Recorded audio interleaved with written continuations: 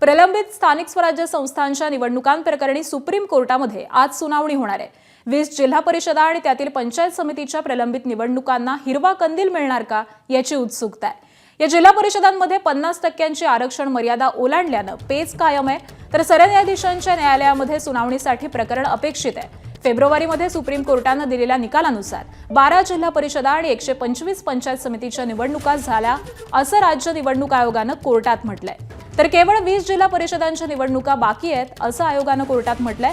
आणि या प्रकरणामध्ये आम्ही 2 तारखा देऊ आणि त्या दिवशी सविस्तर सुनावणी घेऊ असं सुप्रीम कोर्टाने तेव्हा म्हटलेलं होतं। आता सुप्रीम कोर्टात जी तारीख मिळेल त्या तारखेला सुनावणी होणार आहे। आज सुनावणी झाली तर 20 जिल्हा परिषदांच्या निवडणुकांबाबत स्पष्टता येणार आहे। सुप्रीम कोर्टामध्ये हे मॅटर 44व्या नंबरवरती आहे आणि त्यामुळे दुपारी 1 नंतर सुनावणीची शक्यता आहे।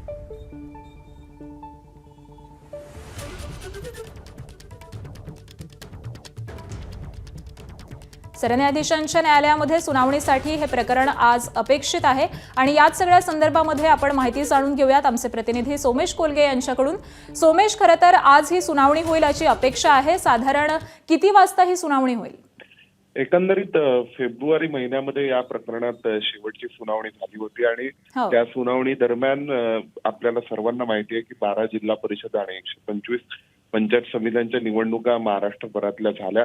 उर्वरित 20 जिल्हा परिषदा आणि त्यातील पंचायत समितींच्या निवडणुका अजूनपर्यंत प्रलंबित आहेत, कारण 50% आरक्षण तिथे ओलांडलं जात आहे आणि सर्वोच्च न्यायालयाने असं म्हटलं की आपण एकूणच सविस्तर सुनावणी करूया। ओबीसीचा राजकीय आरक्षण बांधणी आयोग नेमकं कोणत्या आयोगाच्या शिफारशीनुसार आरक्षण दिलं गेलं पाहिजे, ते किती असलं पाहिजे, सर्व जे वेगवेगळे मुद्दे आहेत त्यावर आपण एकत्रित सुनावणी करू।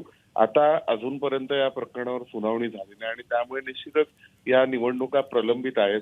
आज सर्वोच्च न्यायालयात हे प्रकरण सुनावणीसाठी आहे 44 क्रमांकावर, परंतु यानंतर साधारणपणे दुपारपर्यंत या प्रकरणी नेमकी स्पष्टता येऊ शकेल की आज सर्वोच्च न्यायालयात या प्रकरणावर सुनावणी होणार का, सुनावणी झाल्यास सर्वोच्च न्यायालय नेमके काय निर्देश देणार आणि मग या 20 जिल्हा परिषदा आणि त्यातल्या पंचायत समित्यांच्या निवडणुकांचा मार्ग मोकळा होणार का, हे आज स्पष्ट होऊ शकेल।